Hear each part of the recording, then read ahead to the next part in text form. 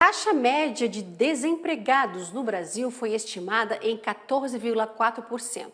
São 14 milhões e 400 mil pessoas em busca de trabalho. É o que revela a Pesquisa Nacional por Amostra de Domicílios Contínua. Os dados em relação ao trimestre de dezembro de 2020 a fevereiro de 2021 foram divulgados pelo IBGE.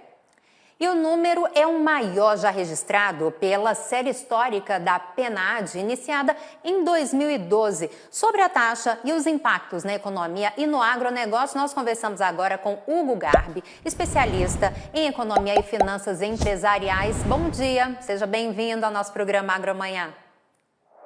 Bom dia a todos, é um prazer estar aqui com vocês no canal AgroMais.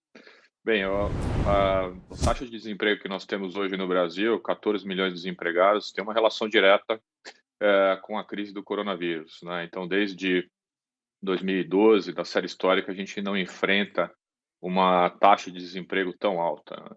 2006, 2007, 2008, quando foi a maior taxa de emprego no Brasil, dificilmente a gente consegue recuperar.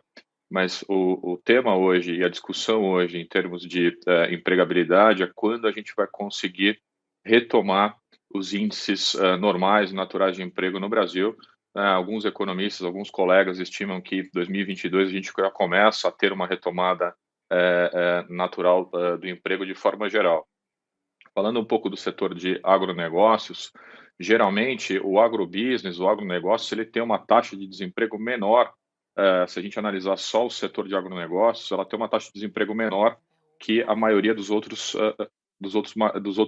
setores, serviços, por exemplo, varejo, né? Então, hoje no Brasil, se nós temos 14 milhões de desempregados, se a gente analisasse só o setor de agronegócios, essa taxa cairia praticamente pela metade, por conta da natureza da operação. Então, a gente hoje tem um setor que é considerado essencial, né, que é um setor também que grande parte dos produtores tem condições de exportar, então isso favorece a continuidade da receita e das operações de uma forma geral, mas não significa que não exista um incremento do desemprego no setor do agronegócio, ou seja, houve sim um incremento de 10% a 15% no desemprego, analisando só o setor do agronegócio no Brasil. E o resultado do trimestre encerrado em fevereiro deste ano representa uma alta de 2,9%, ou seja, de mais 400 mil pessoas desocupadas frente ao trimestre anterior, de setembro a novembro de 2020. As contratações temporárias de fim de ano e a pandemia podem ter contribuído com esse resultado?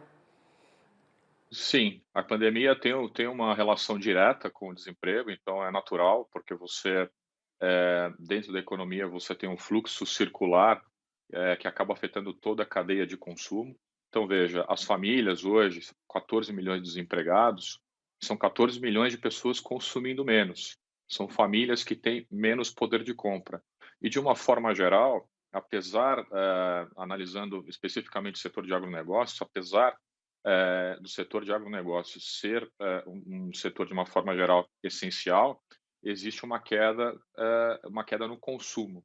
Então, essa análise ela passa não só pela pandemia, a pandemia tem um fator importante também, mas pela característica da economia brasileira como um todo. As famílias com um poder de compra menor acabam influenciando no consumo e nos resultados da economia brasileira de uma forma geral.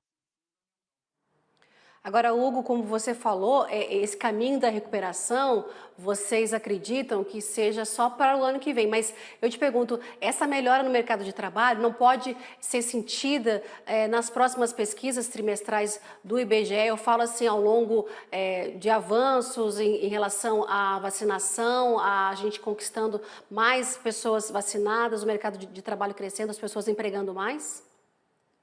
Sim, são duas variáveis importantes para a geração de emprego. A primeira variável, naturalmente, é a vacinação. Então, a velocidade da vacinação é diretamente proporcional à velocidade que nós vamos ter de geração de empregos. Porque quanto mais pessoas vacinadas nós tivermos no Brasil, maior vai ser a velocidade da abertura da economia como um todo. E na economia não existe um setor isolado, ou seja, tudo influencia. As pessoas precisam ter renda para poder consumir, né? Então, todos os setores são afetados.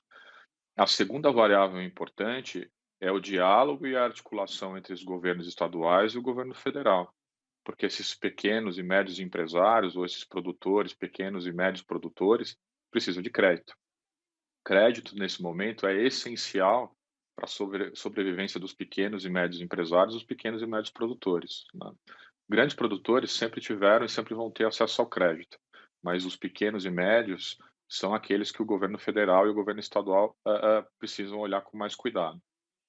Passando por essas duas variáveis, e essas variáveis andando de forma natural até o final do ano, é possível que a gente tenha uma retomada mais rápida na geração de emprego e renda, né? Então, quando a gente vive dentro da economia, da ciência econômica, um ciclo, né, de depressão econômica, como o que o Brasil está vivendo, o mundo está vivendo, a retomada também é rápida, né? Então, depende muito do incentivo do Estado para que a gente tenha uma velocidade maior na geração de empregos no Brasil. E outros destaques da pesquisa mostram a taxa da população desalentada, grupo de pessoas que desistiu de buscar trabalho, foi estimada em 6 milhões de brasileiros.